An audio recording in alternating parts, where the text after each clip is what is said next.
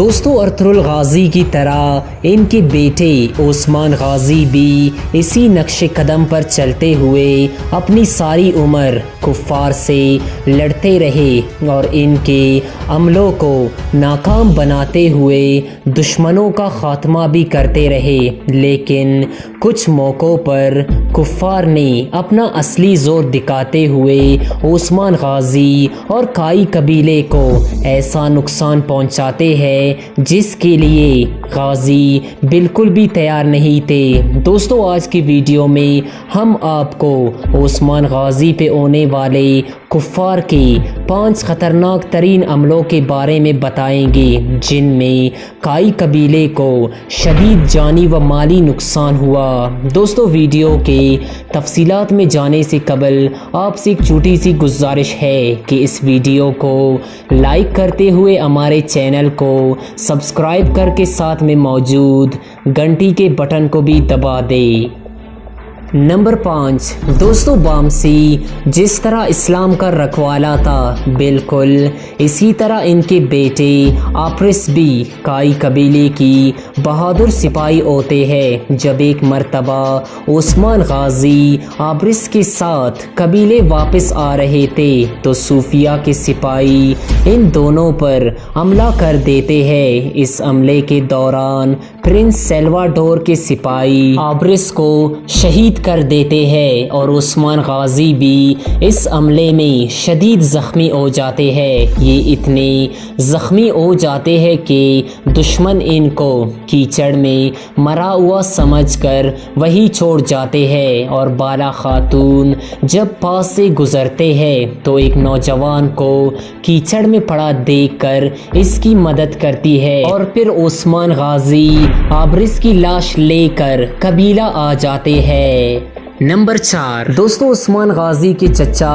دندار بھی اپنی بیٹی کی شادی علی شار سے کرنے جا رہے تھے، مگر عثمان اپنے چچا دندار کو روکنے کی بہت کوشش کرتے ہیں، مگر راستے میں ہی کونیا کے سپاہی عثمان غازی کو گرفتار کر لیتے ہیں اور کونیا لے جا رہے ہوتے ہیں کہ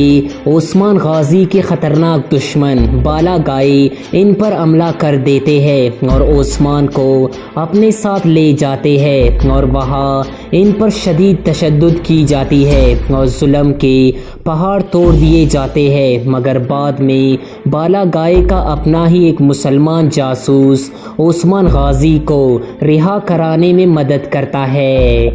نمبر 3، دوستو مسلمانوں کے بڑے دشمن صوفیہ کے ایک آدمی کو عثمان غازی گرفتار کر لیتے ہیں۔ عثمان کے سپاہی اس کی زبان کھلوانے کی کوشش کرتے ہیں اور آخر کار وہ سپاہی سب کچھ بتا دیتا ہے کہ آج صوفیہ اور سلواڈور نے آج سمسا کے قبیلے پر حملہ کروانا ہے۔ جب عثمان غازی اپنے سپاہیوں کے ہمراہ سمسا کی طرف نکل جاتے ہیں، مگر راستے میں ہی پرنس سلواڈور اپنے سپاہیوں کو لے کر کھڑا ہوا ہوتا ہے اور غازی پر حملہ کر دیتا ہے، لیکن عثمان غازی جواں مردی سے اس کا مقابلہ کرتے ہیں۔ ان کے سپاہی زیادہ ہونے کی وجہ سے وہ غازی کو پکڑ لیتے ہیں اور ان پر ظلم کی انتہا کر دیتے ہیں۔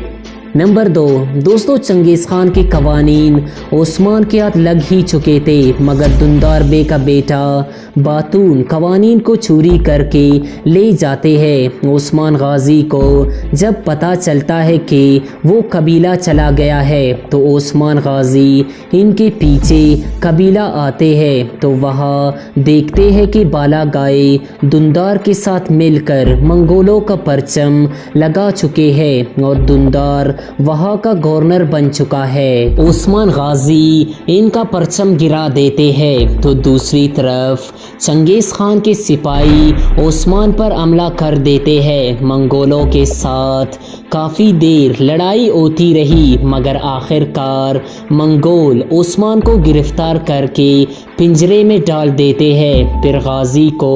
کونیا لے جا رہے ہوتے ہیں تو کسی طرح بامسی عثمان کے پاس پہنچ کر انہیں رہا کروا دیتے ہیں اور ایک بار پھر عثمان منگولوں کے ساتھ لڑ کر کافی زخمی ہو کر بے ہوش ہو جاتے ہیں۔ نمبر 1 دوستو سیزن 2 کے پہلی ایپیسوڈ میں جب کائی قبیلے والے سگوت کی طرف ہجرت کی تیاریوں میں مصروف تھے، اسی دوران اچانک سلیبیو کی گورنر ایلیکس نے قبیلے پر حملہ کر دیا۔ ایلیکس اپنی پوری تیاری کے ساتھ حملہ کرتا ہے اور اس حملے کے دوران قبیلے کی عورتوں اور بچوں کو بے دردی سے شہید کر دیا جاتا ہے اور بدقسمتی سے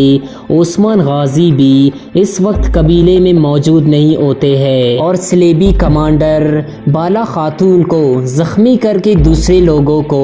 قید کر کے اپنے ساتھ لے جاتے ہیں۔ جب عثمان غازی کو اس عملے کے بارے میں پتہ چلتا ہے تو وہ غصے میں آ کر آگ بگولا ہو جاتا ہے اور جنگ کی تیاریوں میں مصروف ہو جاتا ہے۔ پھر ایک ہی رات میں جنگ کی تیاری مکمل کر کے غازی کفار کے چکے چھڑا دیتے ہیں اور اپنے لوگوں کو واپس لے آتے ہیں۔ دوستو یہ تھے عثمان غازی میں دکھائے گئے کفار کے 5 خطرناک ترین عملے۔ دوستو ان سب میں سے آپ کو کون سا عملہ جان لیوا لگا ہمیں کمنٹ سیکشن میں ضرور بتائیں، اور اگر آپ نے ابھی تک ہمارے یوٹیوب چینل ریئلٹی انفو کو سبسکرائب نہیں کیا تو اسے سبسکرائب کر کے ساتھ میں موجود گھنٹی کے بٹن کو بھی دبا دیں۔ والسلام۔